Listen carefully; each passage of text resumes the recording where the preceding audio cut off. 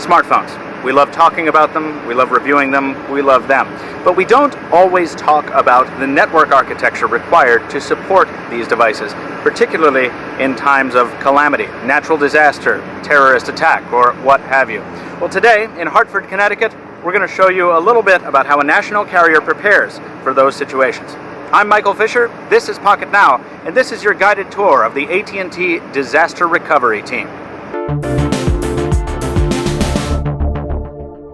So imagine you're in the middle of a hurricane and your cell phone service fails.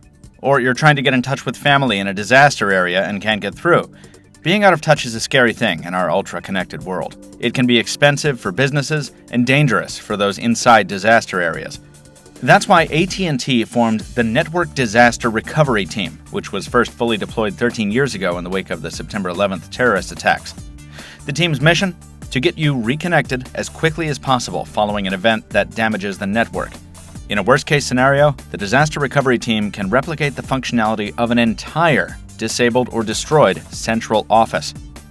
To do this takes a lot of hardware.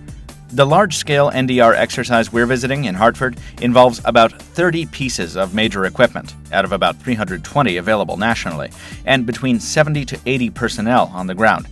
The hardware comes in from undisclosed locations strategically placed around the country, and the people from within AT&T's workforce, all of them having volunteered for disaster recovery duty.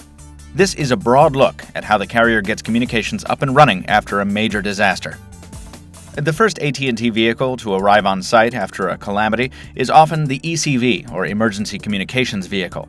The ECV is topped by a satellite antenna for backhaul, and it can use that connection to produce its own Wi-Fi hotspots or even a microcell for cellular communication. Because of the limited bandwidth of the satellite connection, it won't replace an entire central office on its own, but it can help first responders stay connected with one another. 5 of these ECVs were set up in the impacted area after Hurricane Sandy, providing temporary internet access to responders and victims. This one supports the administrative needs of the entire 70 to 80-person camp here at Hartford. Running that camp is a bigger job, which calls for a bigger trailer. The operations trailer serves as the command and control center for the entire encampment. Here, the people coordinating disaster recovery can allocate personnel depending on what work needs to get done. Using microwave, satellite, or even older HF radio technology, the ops trailer coordinates with the AT&T Global Network Operations Center in New Jersey to ensure that the NDR team is working on the most critical elements of a damaged network. The operation is conducted in accordance with the National Incident Management System, providing a consistent experience between AT&T personnel and first responders. Actually, restoring those communications takes specialized equipment, depending on what's been knocked offline. If cellular base stations, better known as towers, are down, AT&T can call on its fleet of SatColts.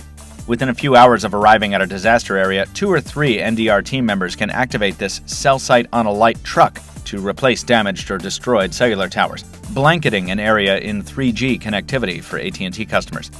T-Mobile customers can also connect for emergency calls or other calls in extreme circumstances, but because this is an HSPA-only vehicle, Verizon and Sprint customers need to rely on their own carrier's emergency preparedness.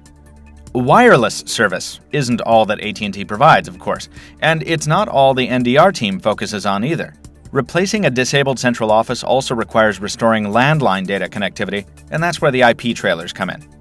The 2 we toured in Hartford operate on different hardware due to AT&T's network architecture, but they both do the same job: replace damaged network connections so the carrier's subscribers in and around affected areas can communicate again.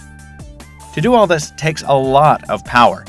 While most everything in the NDR camp runs on big batteries for continuity of service, those batteries are charged by a variety of means.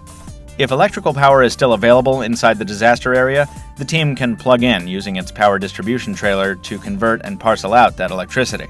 If not, this NDR team can call on a 600 kilowatt diesel generator and or 2 375 kilowatt units, with fuel provided by vendors based on prearranged contracts. There's even a trailer for logistical support, kind of a hardware store for the entire NDR camp. Everything from lubricating oil to batteries to bug spray is housed here, alongside a machine shop for quick fabrication of simple parts. Sometimes a network's equipment isn't destroyed, but instead rendered hazardous to humans. This happened in Graniteville, South Carolina, during a train derailment in 2005, when chlorine gas rendered AT&T's central office uninhabitable. NDRT members suited up and performed repairs and maintenance of the equipment. The team members can also use devices like these to measure atmospheric contamination from everything from common gases to radioactive elements and act accordingly. We've only scratched the surface of the NDR team's capabilities. Considering its long history and the over $600 million invested in it, maybe that's unsurprising. The sense that I got from talking to everyone involved is that AT&T takes disaster recovery very seriously. The people working on and with the NDR team are committed to getting customers reconnected as quickly as possible after a major event, using the many means at their disposal. Remember, they're all volunteers. As this video hits the feeds, 3 members of the team that were training in Hartford are now in Oklahoma, working to restore network connectivity so victims of the tornado strike can stay in touch and so emergency responders can better communicate.